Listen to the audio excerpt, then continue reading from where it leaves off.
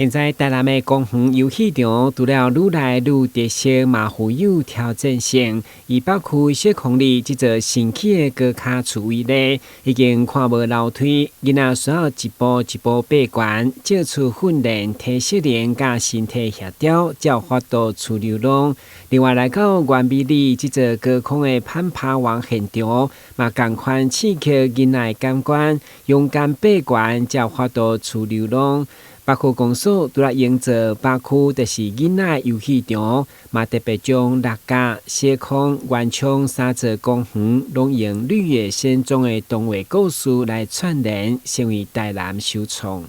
北区目前是全台南市所有行政区里面特色游戏场密度最高的，而且我们开发的是较有主题性的一个特色游戏场。那像这一次的绿野仙踪的一个特色游戏场，也是史无前例在台南市首创的，以童话故事来导入我们的一个特色游戏场。其中北门里长孔雅卿嘛破案拥有智慧的稻草人，并制作再生册页来送予明代贵宾，代表永续循环智慧潮来。另外，原美里长侯乔珍也破案陶乐师，在热烈的气氛当中，甲贵宾做伙为囡仔戴上西雅的面具，向前互你勇气，打造优质安全的亲子娱乐空间。我们台南市长黄伟哲非常重视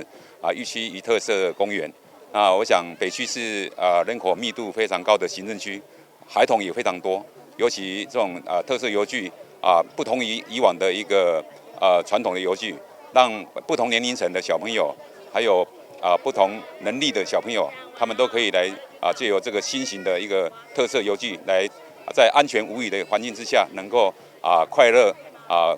的一个玩耍。北区除了将童话故事用入特色公园，一群地方创新的少年人也将在顺的油画回收成再生纸，嘛为防灾贡献一份心力。台南新闻军事采访报道。